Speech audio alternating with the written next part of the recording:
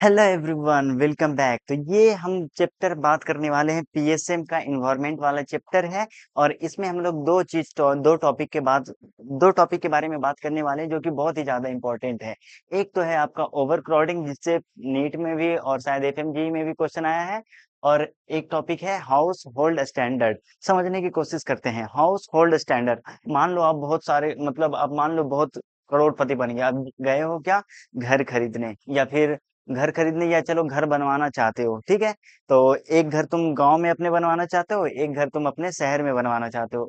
तो क्या क्या क्राइटेरिया होना चाहिए, ठीक है ना। हाउसिंग स्टैंडर्ड क्या क्या होता है घर बनाने से पहले, किन किन बातों का ध्यान रखना चाहिए दिमाग में, उन सारी चीजों को इसी में हम लोग कवर करने वाले हैं। उसे ही हम लोग कहते हैं हाउसिंग स्टैंडर्ड।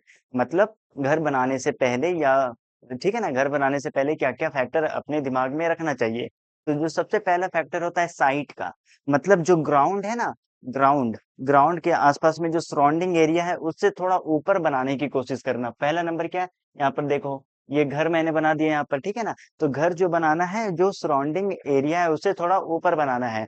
और फिर उसके नीचे का जो मतलब 10 फीट नीचे ही क्या है, सब सॉइल वाटर देखने को मिल जाए, ठीक है। ऐसा नहीं कि बहुत ज्यादा गहराई में पानी मिल रहा है ना, वैसा भी नहीं होना चाहिए। बिलो 10 फीट सब सॉइल वाटर देखने को मिले, तो सबसे पहला क्राइटेरिया साइट हो गया।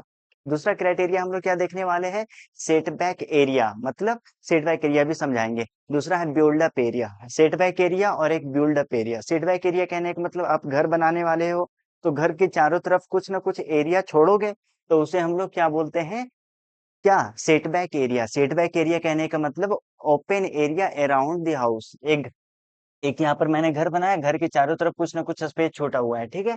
उसे ही हम लोग बोलते हैं setback area. Open space area around the house, उसे ही बोलते हैं हम लोग सेटबैक एरिया, ठीक है।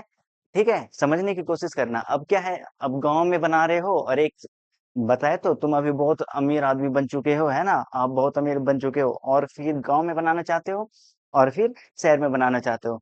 तो जो आपको, अब देखो एक एरिया ले लेते हैं यहाँ पर, ये गांव का एरिया है, ये शहर का एरिया है, ठीक है। तो अब घर बनाना चाहते हो तो आपको क्या करना है, 1/3 एरिया में क्या करना है, घर बनाना है ना।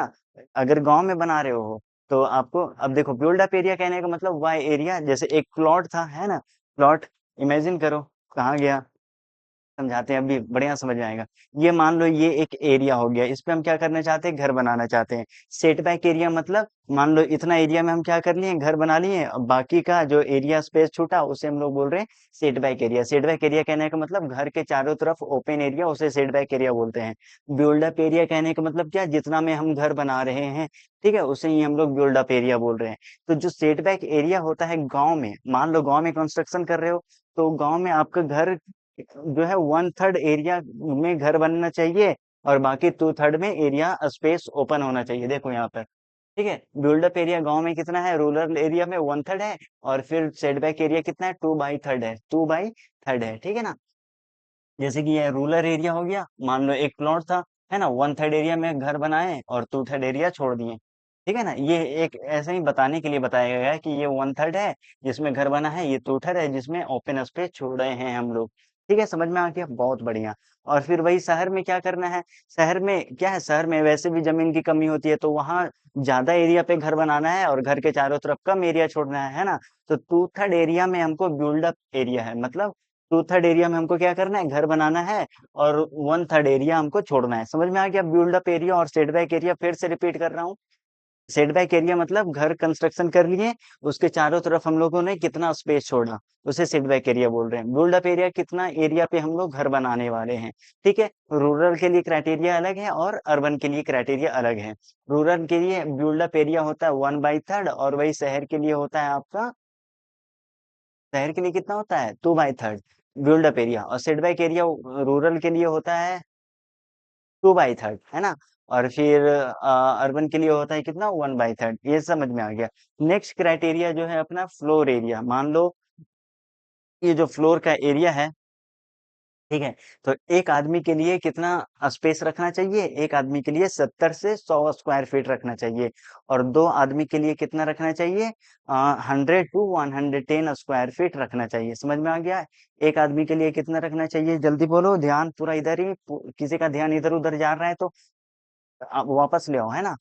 एक बार वीडियो देखते ही पूरा सब चीज याद होना चाहिए, इतना सिंपल लैंग्वेज में बता रहे हैं। एक आदमी के लिए कितना एरिया स्क्वायर फीट चाहिए बताओ? कितना एरिया स्क्वायर फीट चाहिए? 70 से 100। दो आदमी अगर रहना चाहता हो तो कितना चाहिए? 100 से 110 स्क्वायर फीट में रह रहा हो, उसे फ्लोर एरिया बोलते हैं। ठीक है, ये सब हो गया। नेक्स्ट है रूफ। अब छत बना रहे हो, एक बिल्डिंग है क्या, है ना? अब इसके ऊपर जो रूफ है, तो ये रूफ जो है कितना होना चाहिए? ठीक है, 10 फीट का होना चाहिए। मान लो एक और बिल्डिंग बना दिए, है ना? एक दिख रहा है, एक और बिल्डिंग बना दिए, तो वो भी कितना होना चाहिए? 10 10, मतलब 10 फीट के गैप पर रूफ होना चाहिए। ये मेरा क्या हो गया? फ्लोर हो गया। अब क्या कहिए, बिल्डिंग बना दिए है ना, फर्स्ट फ्लोर बना दिए, तो ये रूफ जो है 10 फीट के ऊपर होना चाहिए। इमेजिन करते जाओ, है ना? फ्लोर हो गया, इमेजिन करो 10 फीट के ऊपर बनाए, ठीक है, 10 फीट की। और फिर जो वॉल बनाना है ना, वॉल, वो वॉल जो है 9 इंची मोटा होना चाहिए। कितना मोटा होना चाहिए जल्दी बताओ? 9 इंची ब्रिक वॉल होना चाहिए और प्लास्टर्ड होना चाहिए। क्लियर? और विंडो के बारे में सुन लो। विंडो कैसा होना चाहिए? एक लिविंग रूम है, जैसे ये मेरा एक लिविंग रूम है ना? एक लिविंग रूम में कितने विंडो होना चाहिए? कम से कम 2 विंडो होना चाहिए। हाँ जी हाँ, बिल्कुल, मेरे रूम में 2 विंडो है। एक लिविंग रूम में 2 विंडो होना चाहिए, ठीक है। और फिर एक, कम से कम एक विंडो जो है डायरेक्टली खुला हो, ओपन एयर आ रहा हो, है ना? तो मेरे दोनों विंडो में ओपन एयर आ रहा है, मतलब मेरा हाउसिंग, जो हाउसिंग स्टैंडर्ड है मेरा मेंटेन्ड है। ठीक है। नेक्स्ट जो है विंडो का हाइट। विंडो का हाइट जो होना चाहिए, बताओ, कम से कम 3 फीट होना चाहिए। 3 फीट से ज्यादा नहीं होना चाहिए। कहाँ गया? लेस देन 3 फीट, 3 फीट से कम होना चाहिए। जी हाँ, बिल्कुल। अच्छा, लेस देन 3 फीट होना चाहिए। मेरा जो है, एक क्या है, 3 फीट है, और फिर क्या है, 5 फीट है। समझ में आ रहा है ना? मतलब, ठीक है, लेंथ और ब्रेथ हम बताएं, 3 फीट इंटू 5 फीट, ऐसा बताएं। तो ये हाइट जो है विंडो का हाइट जो है कितना होना चाहिए? अच्छा, हाइट जो है, हाँ, मेरा अराउंड 3.8 फीट है।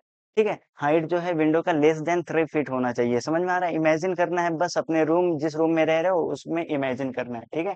3 फीट से कम होना चाहिए। और फिर विंडो का जो एरिया है और आपके जो लिविंग रूम का एरिया है, लिविंग रूम के एरिया का 1/5 होना चाहिए। ठीक है, लिविंग रूम के एरिया का 1/5 होना चाहिए।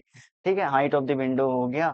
और फिर लिविंग रूम में कम से कम, ठीक है, अगर आप घर बना रहे हो तो कम से कम उसमें 2 लिविंग रूम होना चाहिए, और एक लिविंग रूम सिक्योरिटी पर्पस के लिए इस्तेमाल होना, मतलब सिक्योरिटी पर्पस के लिए इस्तेमाल करना है, मतलब एक बंद करके रख सकते हो, कोई दिक्कत वाली बात नहीं है। और हर एक लिविंग रूम में 2 विंडो होना चाहिए। क्लियर?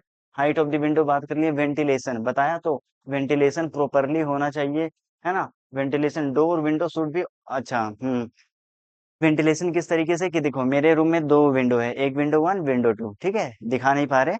और फिर वन विंडो और जो डोर है डायगोनली अपोजिट होना चाहिए, जो कि इस भी क्राइटेरिया को हमारा रूम सेटिस्फाई कर रहा है। ठीक है।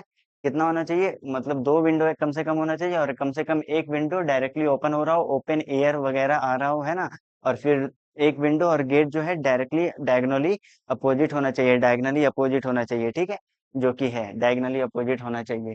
और फिर जो विंडो प्लस डोर का एरिया है, एक विंडो एक डोर का एरिया है, वो आपके जो फ्लोर का एरिया है उसका 2/5 कम से कम तो होना चाहिए, 2/5 होना चाहिए। ठीक है, 2/5 होना चाहिए। और मान लो आप गांव में रह रहे हो, तो घर बनाए हो, और फिर आप गाय वगैरह भी रखते हो, है ना, कैटल शेड के लिए, तो आपको घर से 25 फीट की दूरी पे कैटल शेड रखना है। तो ये सारी चीजें हम लोगों ने, रिकॉर्ड हो रहा है ना?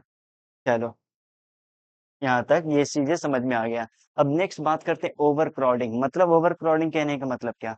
मतलब जितना एरिया, जितना जो एक स्टैंडर्ड मेंटेन है हमारे, हम हमारे इंडिया में, उससे मतलब क्या, ज्यादा लोग रह रहे हैं उस एरिया में। जैसे भाई एक आदमी के लिए देखो, 70 से 72 100 स्क्वायर फीट होना चाहिए। अब मान लो एक, इतना एरिया में 10 लोग रह रहे हैं या 3 लोग रह रहे हैं, तो क्या हो गया? ओवर क्राउडिंग हो गया, है ना? तो ओवर क्राउडिंग कहने का मतलब समझ में आ रहा है? ओवर क्राउडिंग, बहुत सारे लोग, बहुत सारे लोग, समझ में आ रहा है? बहुत बढ़िया। ठीक है, तो ओवर क्राउडिंग के लिए 3 क्राइटेरिया है, ये बहुत इंपॉर्टेंट है, एकदम ध्यान से सुनना, वाइवा में भी पूछा जाता है। ठीक है, तो ओवर क्राउडिंग के लिए 3 क्राइटेरिया, मतलब पर्सन पर एरिया, मतलब एक एरिया में कितने पर्सन रह रहे हैं। ठीक है, पर्सन पर रूम क्राइटेरिया, एक तो है पर्सन पर रूम क्राइटेरिया, दूसरा है पर्सन पर एरिया क्राइटेरिया, मतलब फ्लोर पे कितने, मतलब फ्लोर स्पेस पर पर्सन क्राइटेरिया, फ्लोर स्पेस पर पर्सन क्राइटेरिया। और तीसरा है जेंडर क्राइटेरिया। तीसरा क्या है? Gender criteria. अभी समझाते हैं, समझने की कोशिश करो। एक रूम में 2 लोग से ज्यादा नहीं रहना चाहिए, 2 रूम में 3 लोग से ज्यादा नहीं रहना चाहिए, 3 रूम में 5 लोग से ज्यादा लोग नहीं रहना चाहिए। ये हो गया हमारा क्या, पर्सन पर रूम क्राइटेरिया। सेकंड क्या है, floor space criteria, floor space पर पर्सन क्राइटेरिया। मतलब क्या है, समझने की कोशिश करते हैं। एक रूम में, ध्यान इधर ही लाओ, ठीक है। एक पर्सन, अभी जो ये यही वाला क्राइटेरिया, एक पर्सन के लिए 70 से 100 स्क्वायर फीट चाहिए फ्लोर स्पेस एरिया। 2 पर्सन के लिए कितना चाहिए, जल्दी बताओ, 100 से 110 स्क्वायर फीट चाहिए। और फिर चिल्ड्रेन जो कि 1 साल से कम है, उनके लिए काउंट, उनको काउंट ही नहीं कर रहे, बच्चे हैं, क्या काउंट करें उनको, नहीं करेंगे। ओके, चलो। और फिर जो बच्चा 1 साल से 10 साल के बीच का है, उसे हम लोग आधा काउंट करेंगे। समझ में आ रहा है? बहुत बढ़िया, समझ में आ गया। जेंडर क्राइटेरिया देखते हैं। जैसे मान, जेंडर क्राइटेरिया में क्या है, दो डिफरेंट जेंडर के तुम नहीं रह सकते साथ में। कब? जैसे मान लो तुम भाई, क्या हो, एक भाई और एक बहन है ना। भाई है और एक क्या है, बहन है। बहन का एज कितना है, 9 ईयर से ज्यादा, मतलब इसका भी 9 ईयर से ज्यादा। तो एक रूम में दोनों डिफरेंट जेंडर के नहीं रह सकते हैं, क्योंकि इनका एज 9 ईयर से ज्यादा है। अगर 9 ईयर से कम के होते हैं तो इनको एक रूम में रख सकते थे, ठीक है। लेकिन पति पत्नी के लिए एक्सेप्शन है, पति पत्नी एक साथ रह सकते हैं, डिफरेंट जेंडर वाले। तो मैंने क्या लिखा है यहाँ पर, 2 person of different sex age greater than 9 एक रूम में नहीं रहेंगे, है ना। और एक्सेप्ट हस्बैंड एंड वाइफ एक साथ रह सकते हैं। तो ये अपना दो इंपॉर्टेंट टॉपिक कंप्लीट हुआ, housing standard and over crowding. ठीक है। तो वीडियो को करते हैं यहीं पर समाप्त। वीडियो पसंद आया हो तो लाइक शेयर एंड सब्सक्राइब। मिलेंगे हम आपसे अगले वीडियो में। Thanks for watching this video. चलो मिलते हैं। स्क्रीनशॉट लेना चाहो तो ले लो। 1 2 3 4 5 गया।